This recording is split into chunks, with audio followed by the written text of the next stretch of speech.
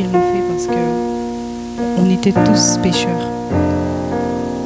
On était tous dans des vies compliquées. Et pourtant, il nous fait grâce aujourd'hui de nous sanctifier. Que Dieu soit béni.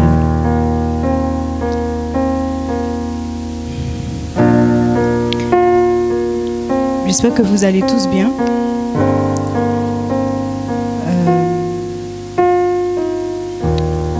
Moi, je voudrais partager quelque chose avec vous. Je vais prendre 2 passages. J'espère que tout le monde m'entend. Les frères et sœurs sont en train de distribuer de l'eau, donc si vous avez soif, n'hésitez pas.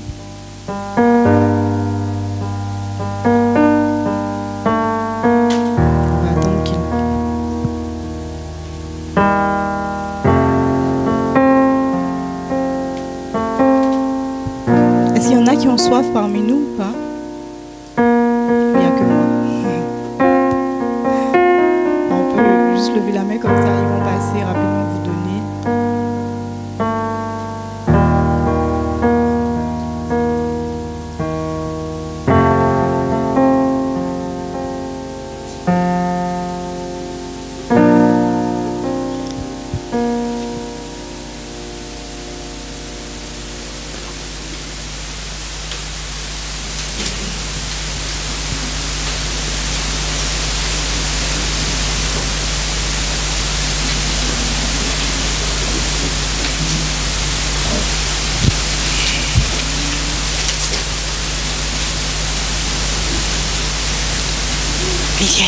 Miguel. Merci Jésus.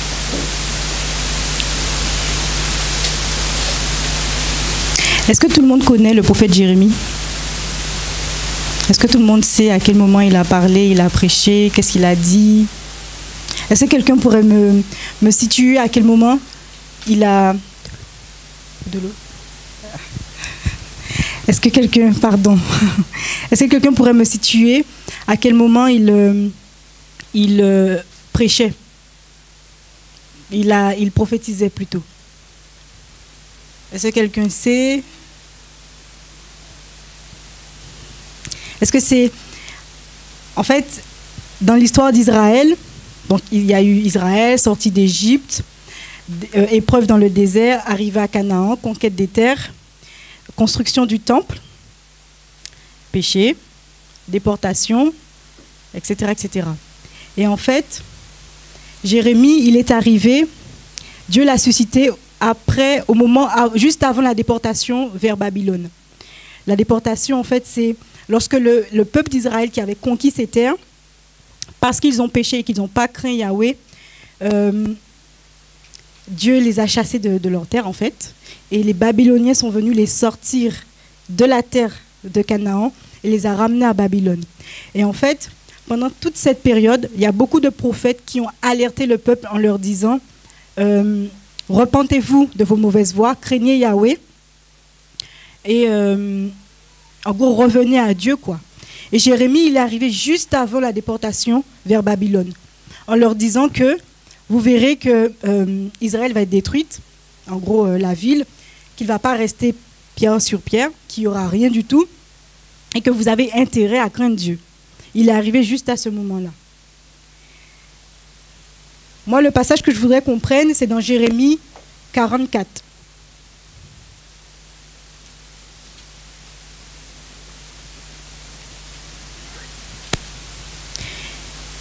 Et il faut savoir que Jérémie est un jeune homme. Alors, je ne sais pas exactement quel âge il avait, mais c'est un jeune homme. Comme quoi, Dieu suscite le jeune aussi. Tout le monde y est? Alors, Jérémie 44. Dans ce passage, Dieu avertit encore une fois le peuple. Vous verrez que le livre de Jérémie, je crois qu'il y a une 50aine de chapitres. Pratiquement tout le livre, c'est des avertissements de ce que Dieu va faire et de tout ce qui s'est passé en fait. Parce que tout ce que Dieu a dit, c'est produit. J'insiste là-dessus. Alors, on va le prendre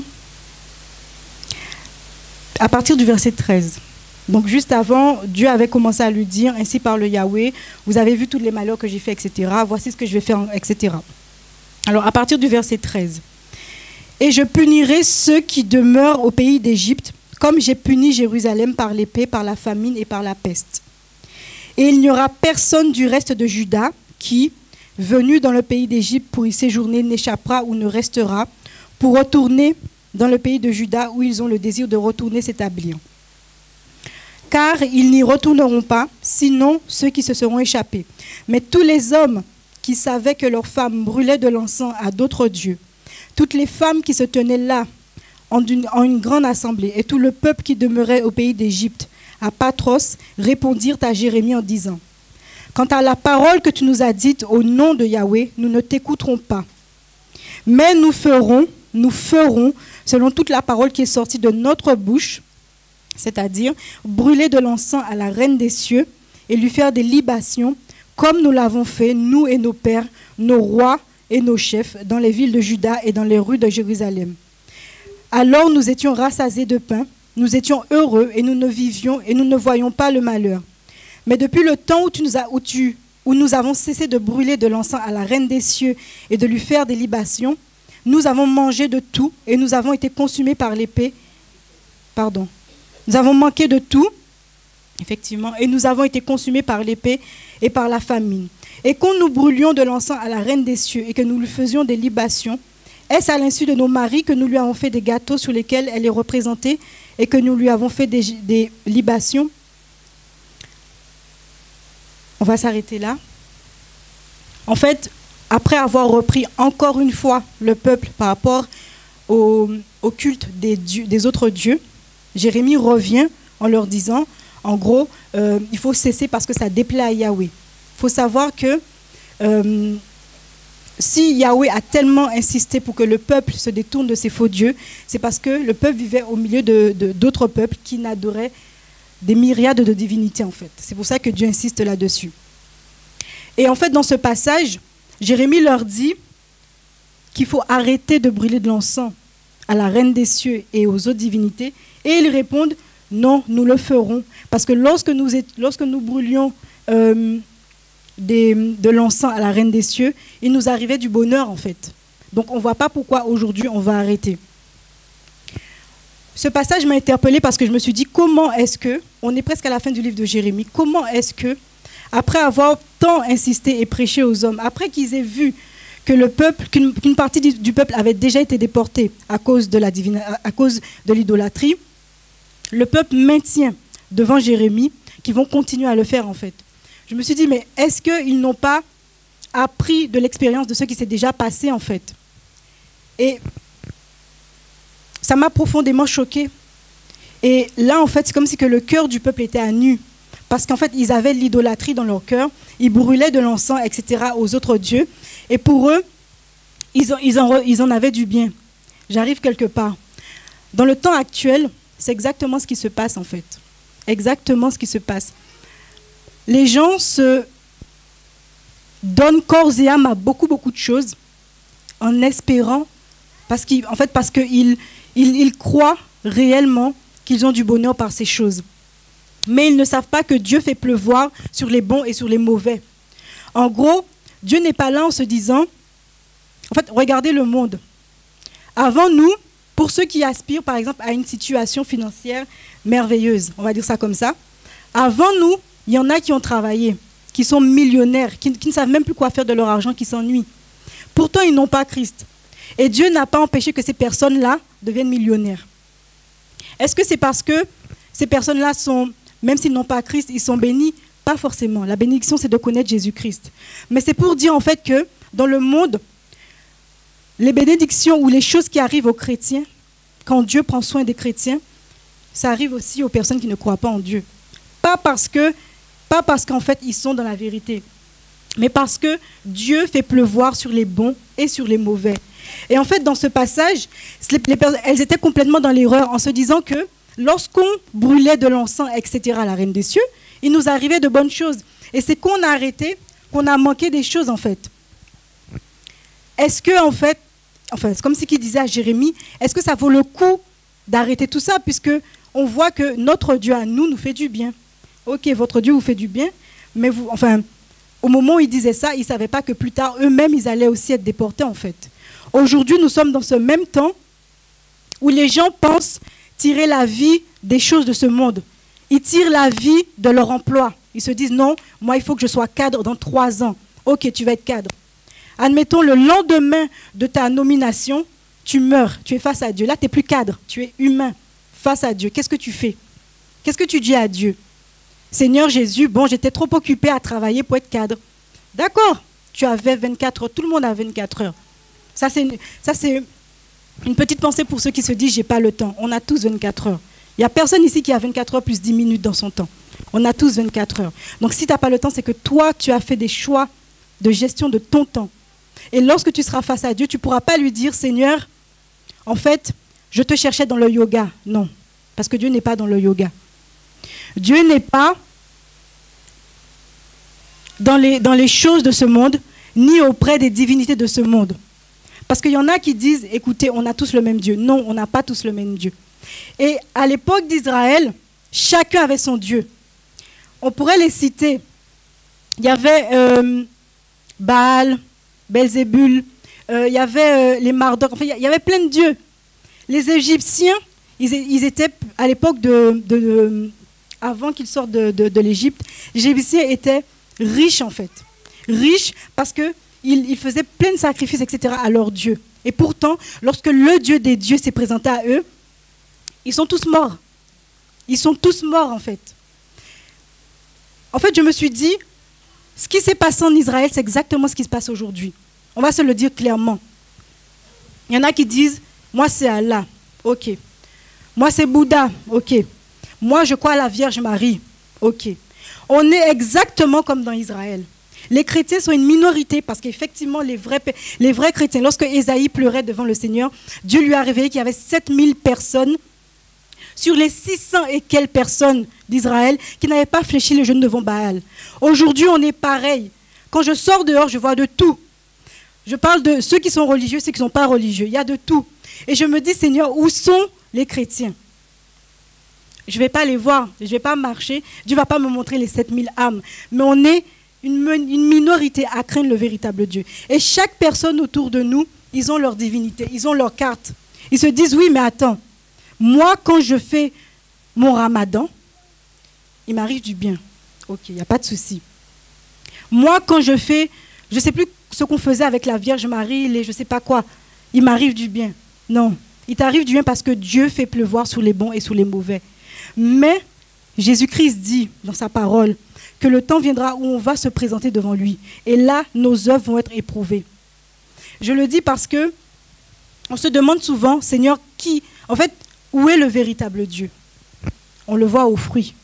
Moi, personnellement, sans parler de moi, avant de rencontrer le Seigneur, j'ai connu beaucoup de religions, mais je n'avais pas la vie. C'est pareil, il y a beaucoup de religions, mais il n'y a pas la vie. C'est mort, c'est vil. Et les gens pensent qu'ils sont réellement dans la vérité, mais ils ne le sont pas. Et là où je veux venir, c'est que c'est Jésus-Christ le véritable Dieu. Et qu'il faut chercher à être en communion avec lui. Parce que lorsque les femmes, dans ce passage, faisaient des gâteaux, etc., à la Reine des Cieux, ils étaient en communion avec les démons. Parce que, j'en viens, j'arrive, parce que lorsqu'on fait des cultes aux autres dieux, on se met en communion avec eux. Petite précision, un dieu, ce n'est pas forcément une statue. Un dieu, c'est quelque chose que tu idolâtres. Tu peux idolâtrer ta personne. Tu peux te réveiller tous les jours et te dire, je suis belle, idolâtre. Tu peux te réveiller et te dire, j'ai une bonne situation, idolâtre. Tu peux te réveiller et te dire, j'ai un mari, j'ai une femme, j'ai des enfants, j'ai réussi, idolâtre. Tu peux te dire, moi je ne manque pas d'argent, mon porte-monnaie est plein, idolâtre. Tu peux te dire, moi, jamais je ne quitterai cette personne parce que cette personne, même si on n'est pas marié, je ne vais jamais la quitter. Idolâtre. C'est dur, mais c'est de l'idolâtrie. Parce que tout ce qui prend la place de Dieu dans nos cœurs, c'est une idole. Tout, tout, tout, tout. Si tu passes plus de temps devant ta télé qu'avec Dieu, idolâtre. Si tu passes plus de temps dans ton travail qu'avec Dieu, tu es idolâtre. Vous allez me dire, on travaille quand même 7 heures par jour. Tu peux travailler 7 heures par jour et être en communion avec Dieu. Si tu passes plus de temps à te coiffer, à te peigner, à aller aux soins, à faire du shopping, idolâtre, c'est que tu es dans le culte de ta personne. Mais tu ne sais pas que lorsque tu vas mourir,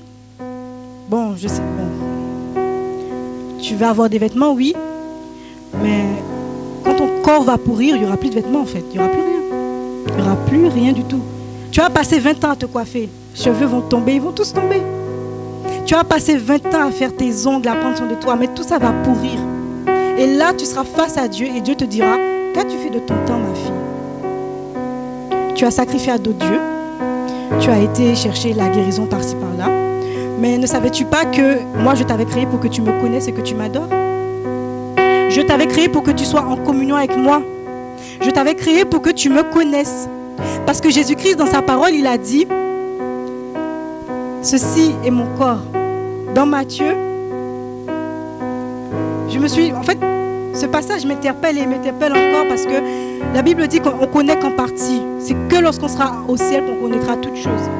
Donc, je laisse Dieu prendre son temps avec moi. Mais dans Matthieu,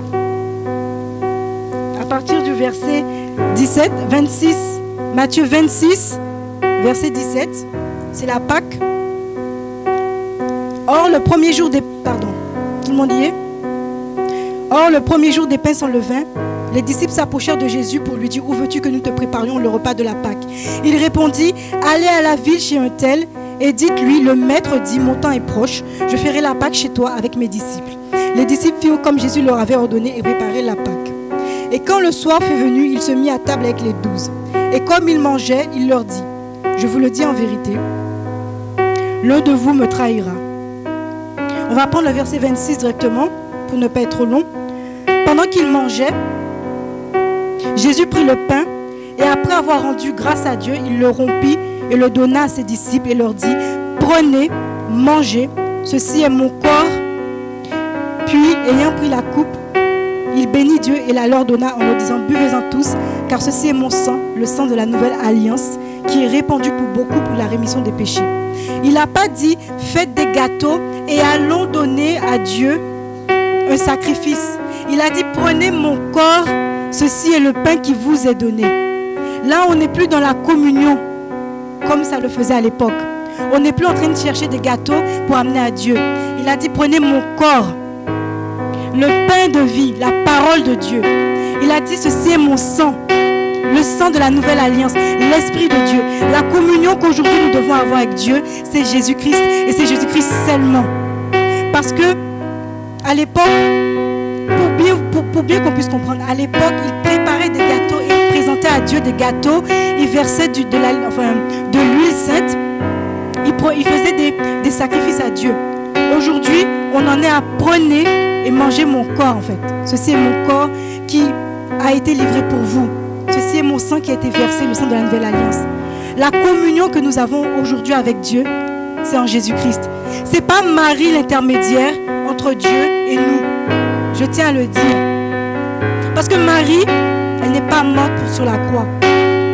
Elle n'est pas morte sur la croix. Ce n'est pas ça le plan de Dieu. Ce n'est pas les pasteurs, la communion que nous avons avec Dieu. Ce n'est pas les prophètes. Ce n'est pas le yoga, les pensées positives. Ce n'est pas ça la communion avec Dieu. La communion avec Dieu, c'est Jésus-Christ et Jésus-Christ seulement. Il n'y a pas d'autre communion, c'est tout. C'est Jésus-Christ. Toi qui veux connaître Dieu, toi qui veux la vie éternelle, toi qui cherches Dieu, dis-toi que prenez. C'est tout ce qu'il vous a dit. Le pain, le corps, le sang, l'alliance, c'est tout. Il n'y a rien d'autre. Il n'y a pas de pasteur. Effectivement, Dieu établit des personnes pour nous conduire, des dirigeants qui ne sont pas là pour nous dominer. Mais le chemin est ouvert. Le chemin est ouvert. Et la communion, c'est Jésus-Christ et Jésus-Christ seulement. Parce qu'en Jésus, tu auras la force de quitter ton péché. En Jésus, tu auras la force de prier. En Jésus, tu auras la force pour méditer la parole en fait. Jésus, tu auras la vie. Il a dit, je suis le pain de vie. Je suis la lumière du monde. Je suis l'eau de vie. Il a dit, je suis le chemin. Merci ma soeur. Je suis le chemin, la vérité et la vie. En Jésus, il y a la vie. Je vous dis, les amis, je vous dis, frères et sœurs, j'étais dans les religions, j'étais dans le péché. Depuis que j'ai rencontré Jésus, je suis folle. Parce qu'en Jésus, il y a la vie. Je peux vous promettre. En fait, si vous devez vous dire une chose, c'est qu'il faut avoir Jésus simplement. Le reste, ça ne sert à rien. Jésus, Jésus, Jésus, Jésus, Jésus, Jésus.